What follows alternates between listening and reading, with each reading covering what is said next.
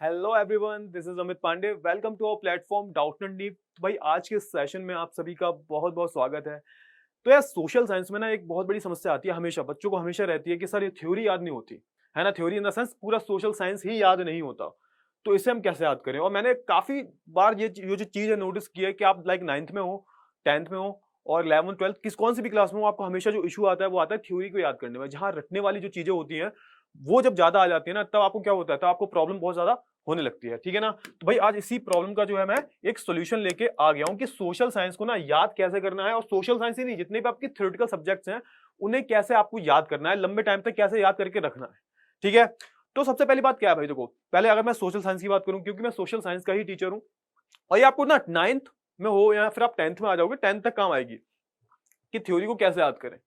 ठीक है। तो सबसे पहले ना आपको चीजों को समझना होगा कि आपको बोरिंग क्यों लगती है ना, चीजों में इंटरेस्ट क्यों नहीं आता, सोशल साइंस में आपको इंटरेस्ट क्यों नहीं आता। क्योंकि अब तक जो है ना आपको जो टीचर्स मिले हैं या फिर आपने ना जो जो टीचर्स मिले होंगे जिन्होंने आपको पढ़ाने की कोशिश की होगी सोशल साइंस, उन्होंने कभी इंटरेस्ट से नहीं पढ़ाया आपको, कभी भी जो है आपको इंटरेस्ट के साथ पढ़ाया ही नहीं है। अगर वो पढ़ाते ना अच्छे से कहानियों की तरह, तो आपको सोशल साइंस में अपने आप इंटरेस्ट आता, तो आपको थ्योरी भी आसानी से याद हो जाती है। आपको कैसे पढ़ाया गया है, आपको बस थोड़ा बहुत चैप्टर को पढ़ा दिया, थोड़ा बहुत ऊपर ही ऊपर, एंड देन उसके क्वेश्चन आंसर्स करवा दिए, वही आपके नोट्स बन गए। तो एट देन आपको भाई एक उम्मीद रह जाती है कि सोशल साइंस में तो रट्टा ही मारना पड़ेगा। जिनका रट्टा अच्छा होता है वो रट के पास हो जाते हैं, जिनका रट्टा अच्छा नहीं होता वो भाई कम नंबर आते हैं उनके, उन्हें ही सोशल साइंस काफी टफ लगती है भाई, है ना। बहुत सारे बच्चे होते हैं रट्टा मार लेते हैं भाई, रट्टे में बहुत अच्छे होते हैं वो, लेकिन क्या होता है, होता यह है कि जब एग्जाम होते हैं तब क्या होता है, वो आधी चीजें भूल जाते हैं। तो अब करना क्या है भाई, पहले करना क्या पड़ेगा, आपका जो माइंडसेट है ना सोशल साइंस को लेके या फिर किसी भी अदर सब्जेक्ट को लेके, तो चेंज करना पड़ेगा। चेंज क्या करना पड़ेगा आपको, क्या लगता है स्टार्टिंग से भाई सोशल साइंस में रटना है, क्यों? क्योंकि सोशल साइंस में इंटरेस्ट नहीं है आपका। तो पहले इंटरेस्ट जगाओ अपना, जगाओ अपना। और इंटरेस्ट कैसे जगाएं, तो सबसे बड़ी बात क्या है, अच्छे टीचर्स के लेक्चर लो।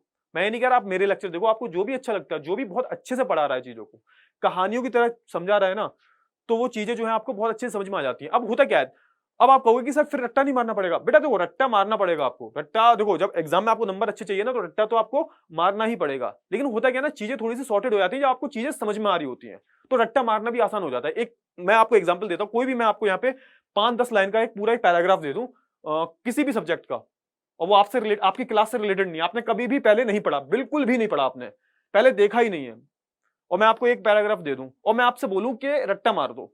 अब शायद आप में से बहुत सारे स्टूडेंट होंगे वो रट्टा मार के सुना भी देंगे। तो अब एक ना एक्सपेरिमेंट करना, देखो है ना, एक्सपेरिमेंट ये करना, देखो मैं वो पूरे पैराग्राफ को आपको समझाऊंगा, बहुत अच्छे से समझाऊंगा, बहुत अच्छे से। उसके बाद रट्टा मार के देखना, और फिर मैं क्या करूंगा, बिल्कुल आपको दूंगा दूसरा पैराग्राफ, उसे मैं बिल्कुल भी एक्सप्लेन नहीं करूंगा, फिर उसे रट्टा मार के देखना। तो रट्टा कौन सा वाला आसान ज्यादा होगा, जो आपको समझ में आ रहा होगा। क्योंकि जब समझ समझ के रट्टा मारते हो ना, तो क्या होता है, तो चीजें जो है लंबे समय तक रखती हैं, लंबे समय तक आपके दिमाग में रहती हैं, और आप अगर भूल भी जाओ ना, तो आप बना बना के भी लिख देते हो। तो भाई बिल्कुल रट्टा नहीं मारना। पहले तो क्या करना है, पहले तो भाई अपना जो है इंटरेस्ट डेवलप करो।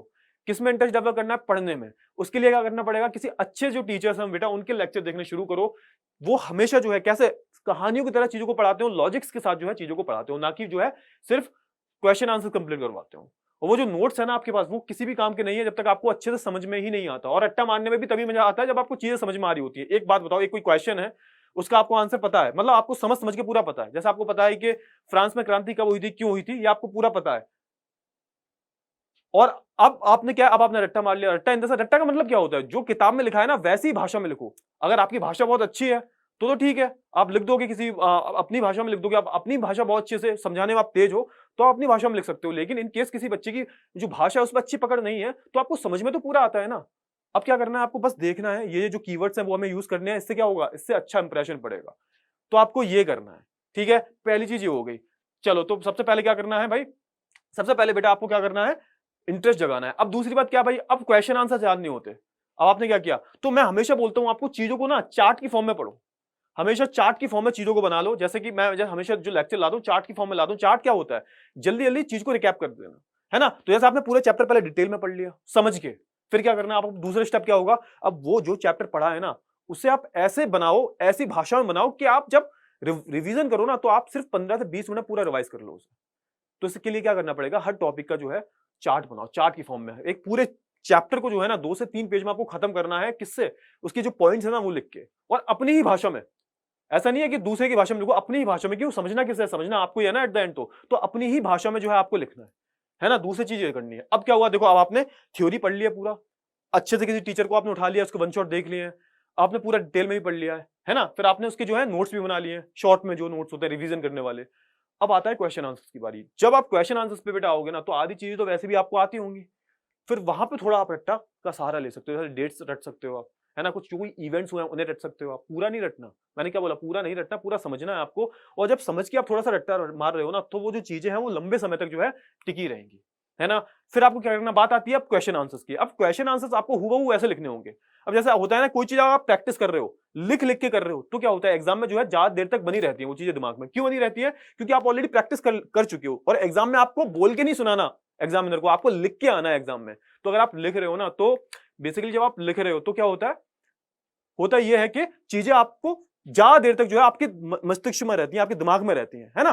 तो ये जो चीज है बेटा वो आपको क्लियर हो जानी चाहिए। आपको कैसे लिखना है, आपको लिख लिख के आंसर लिख के जो है आपको पूरा करना है ना। लिख के करोगे तो एग्जाम में भी लिखोगे तो वो जो चीजें रहेंगी आपको कहीं ना कहीं आप उसके यूज्ड हो चुके हो, है ना, क्योंकि आपने देखो आपने ऑलरेडी काफी प्रैक्टिस कर लिया है। और जब एग्जाम में लिखोगे तो भी आपकी प्रैक्टिस वो पहले से हुई है, तो ज्यादा आपको तकलीफ नहीं होगी और आप एग्जाम में भी अच्छा परफॉर्म करोगे। तो ये था भाई हमारा वीडियो, है ना। जो कुछ स्टेप्स हैं यही करने हैं। मैं फिर से स्टेप्स को काउंट करा रहा हूं। पहला क्या करना है, किसी अच्छे से टीचर को सुनो हमेशा, बहुत अच्छे से टीचर को जो हमेशा चीजों को जो है प्रैक्टिकली समझाता हो, अच्छे से बताता हो। दूसरा क्या करना है भाई, आपको आपको पूरा चैप्टर जो है डिटेल में पढ़ना है ना, समझ के पढ़ना है। फिर क्या करना है, उसी चैप्टर के जो है आपको शॉर्ट में नोट्स बनाने हैं अपनी ही भाषा में, है ना। फिर क्या करना है, फिर आता है क्वेश्चन आंसर। क्वेश्चन आंसर आपको कैसे करने हैं, तो लिख लिख के करना है। लिख के क्यों करना है, क्योंकि एग्जाम में भी आपको लिखने होंगे, तो प्रैक्टिस आपकी होती रहेगी।